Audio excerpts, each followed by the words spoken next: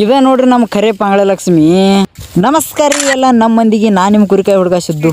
ಹರ್ಯಾಗದ್ ಎದ್ದು ಗುಟ್ಲೆ ನಮ್ಮ ಕುರಿ ಒಳಗಿರೋ ನೇಚರ್ ಯಾವ ಥರ ಐತಿ ತೋರಿಸ್ತಾನೆ ನೋಡ್ರಿ.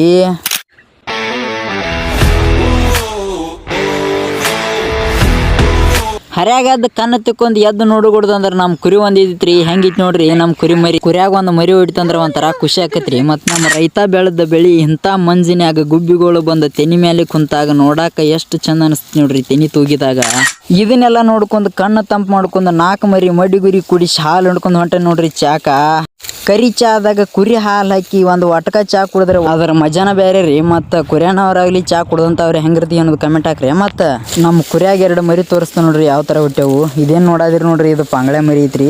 ಇವತ್ತರ ಕಾಲು ಏನೈತ್ರಲ್ಲ ಒಳಗಿರಬಾರ್ದಂತ ರೀ, ಹೊರಗಿರ್ಬೇಕಂತ ಚಲೋ ಅಂತ ಹೇಳ್ತಾರೆ ರೀ ನಮ್ಮ ಹಿರಿಯರು. ಯಾರು ಕುರಿಯಾಗ ಹುಟ್ಟ್ಯಾವ ಅನ್ನೋದು ಕಮೆಂಟ್ ಹಾಕ್ರಿ. ಇದೇ ನೋಡ್ರಿ ನಮ್ಮ ಖರೆ ಪಾಂಗಳೆ ಲಕ್ಷ್ಮಿ. ಅದು ಬಿಡ್ರಿ, ಇದನ್ನ ನೋಡಿದಾಗ ಒಂಥರ ಅನಿಸ್ತೈತ್ರಿ ನಮ್ಗೆ. ಇದು ಗೋಣ್ ಚಂಡ ಇದೇ ಥರ ಡೊಂಕ್ ಐತ್ರಿ. ಕಾಲು ಬರೀ ನೆಲ ತಿಕ್ಕೈತ್ರಿ. ಹಾಲು ಕುಡಿಯೋಕೆ ಬರಂಗಿಲ್ಲ, ಏನಿಲ್ಲ, ಒಂಥರ ಅನಿಸ್ತೈತ್ರಿ. ಶಿವನ ಇವ್ರು ಜೋಪಾನ ಮಾಡ್ತಾರೋ ಇಲ್ಲೋ ಅಂತೇಳಿ ದೇವ್ರ ಈ ಥರ ಸೃಷ್ಟಿ ಮಾಡ್ತಾರ್ರಿ. ಏನು ಮಾಡೋದು, ಹಂಗೆ ಹಿಂಗೆ ಮಾಡಿ ಇವತ್ತನ್ನ ಹಾಲು ಕುಡ್ಸಕ್ಕೆ ಬೇಕ್ರಲ್ಲೇ